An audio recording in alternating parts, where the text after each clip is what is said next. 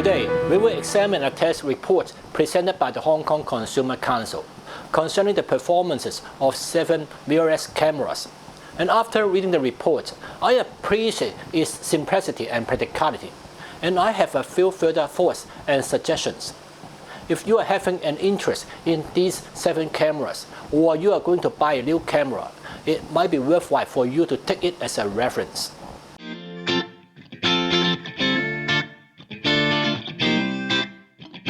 The Council tests 7 cameras that include full frame, APSC, and also M4 formats.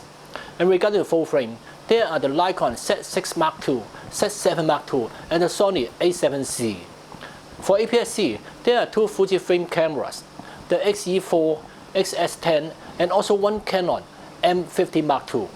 And very interesting that there is one M4 third, the Panasonic GH5 Mark II. We start from the full-frame Nikon Z6 Mark II. For indoor and outdoor photography, it got 5 stars. 4.5 stars for low-light shooting, and gets 5 stars again for stabilized filming. Color reproduce and clarity also get 5 stars, and for video shooting, it also get 5 stars. The overall performance of the photo is 4.5 stars, 5 stars for indoor photography. For the performance of video, you will find that the Z6 Mark II is a little bit better. The Z6 Mark II gets higher marks regarding HD recording, but they are on par in other aspects. And you can find that these 2 cameras are really close in the overall performance of image quality. I've said before, with the same size sensor, in normal speaking, apart from the medium format, full frame is almost the largest. And in terms of performance, a full frame with 24 megapixels is arguably the best nowadays. Since the smaller APS-C sensor also provides 24 megapixel resolution, or even the M4 GH5 also come with 20 megapixels of resolution. Here I want to emphasize that in terms of the size of each pixel, let's say on paper, the 24 megapixel or full frame would be the best. For the Z7 Mark II, of course, it will have a higher 48 megapixel of resolution, but it will sacrifice something, as the size of each pixel would be smaller. And compared to the Z6 Mark II, the Z7 Mark II will have a bit weaker performance on low light or high ISO shooting.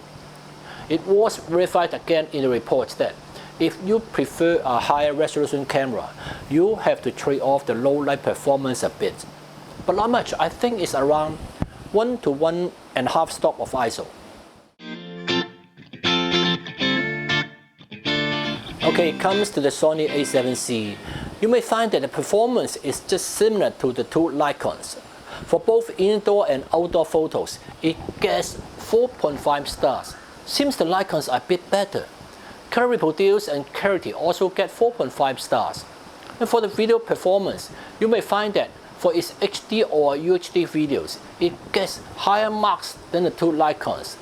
It is understandable since Sony began with video first, and while Nikon specialized in still photography.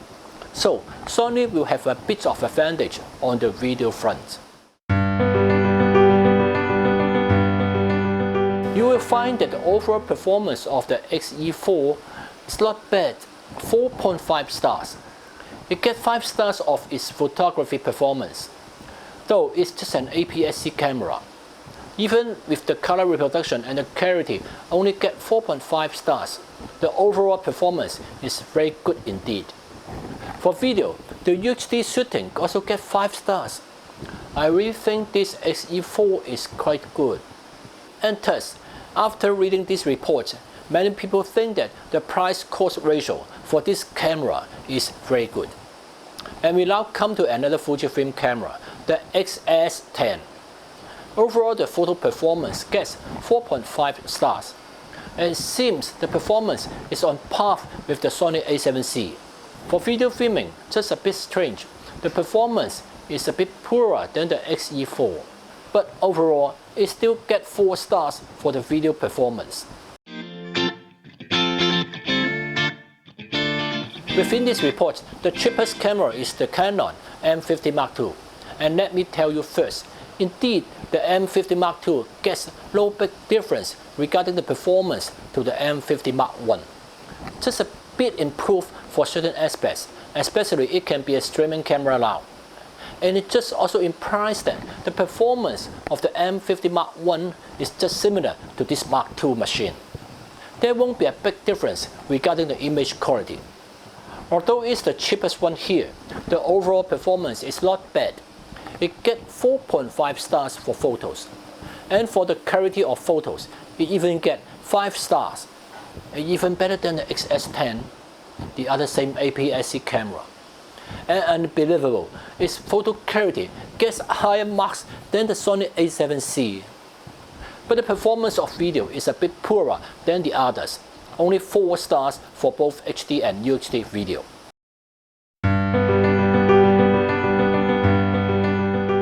The final one is the GH5 Mark II. You can see that the score of photo performance is a bit low, 3 stars only.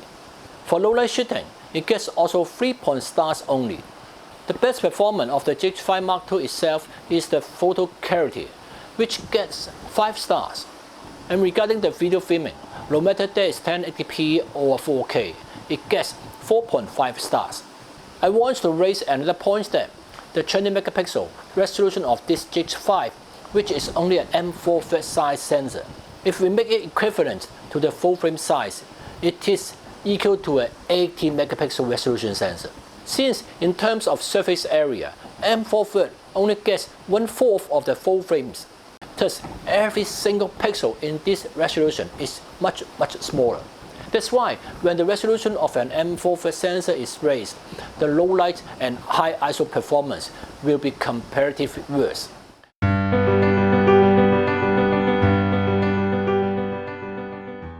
The first additional thing I want to raise is, the test isn't based on any of distinctive purposes or types. So the cameras were evaluated with ordinary average standard and usage. However, each camera has its own unique characteristics. The first is regarding the video sampling and compression. Among these 7 cameras, only the 2 Nikons and the Lumix GH5 Mark II can record 10-bit 4:2 video internally. So, if you want to get a much professional camera, then you must take into consideration of the 10-bit 4:2 video recording. And this is one of the points that not being mentioned in the review. Sure that if you just judge by your naked eyes, the difference between 8-bit to 10-bit videos is not so big. But if you want more latitude for post-production, then the 10-bit 4:2 is a must and much better.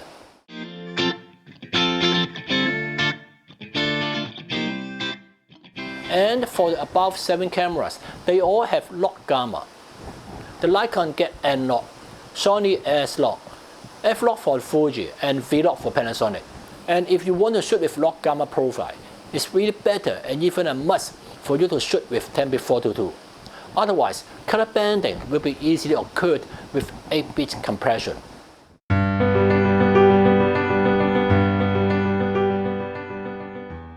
Among these 7 cameras, only the 2 Nikons, the Z6 Mark II and the Z7 Mark II, have external RAW movie output. In addition, you have the option of choosing ProRes RAW or Blackmagic RAW. The Sony A7C can't match the Nikons in this regard, since no matter its internal or external recording, there is no 10-bit video. However, Sony still provides S-lock for you. And my past experience shows that the Sony is pretty good for the S-lock encoding, even if it's just the 8-bit 402. Color banding is still rare when the color correction is not so extreme, and thus it won't be a problem if the 10-bit 422 is not a must for you. But of course, if you prefer to have an option of being more professional, the 2 Nikons will be better. And regarding these 2 Fujifilm cameras, there isn't any 10-bit internal video recording, but you can achieve it externally. In other words, these 2 cameras are still capable of producing professional videos. The GH5 Mark II can record 10-bit video internally, but no raw video output. For the Panasonic right now, only the S series full-frame mirrorless and the box type B series or the GH5S can have raw video output, but this GH5 Mark II is still not capable at this moment. Same as the Sony A7C, no matter it is internal or external, the Canon M50 Mark II does not equip with any 10-bit video recording. It provides you with 8-bit video only.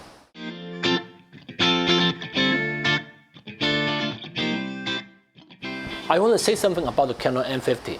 The M50 can be mainly seen as a vlog camera, so it gets a compact size and light in range. And I will say that for vlogging, there's no need to have an extremely good image quality. For the vlogging or videos on YouTube, I think content is the most important. It's no need to pursue an extremely high video quality.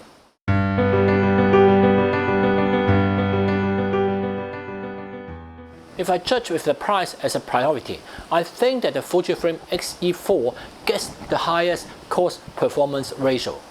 The former price is around Hong Kong dollar 8K and only about Hong Kong dollar 6K to 7K for parallel goods.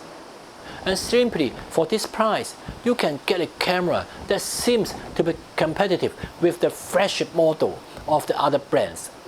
I think this is quite impressive.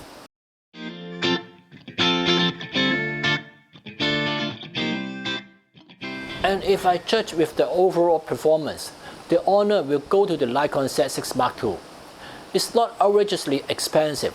The regular price is Hong Kong 21K, but the camera body only price of the parallel goods ranges from Hong Kong 12K to 50K only. It's really not expensive. It's a full-frame camera and would easily give you a good quality and feeling of still photos. And more, it not only records 10-bit video, but also gives you raw video output. Yes, you need an external recorder with extra cost, but at least it gives you this option.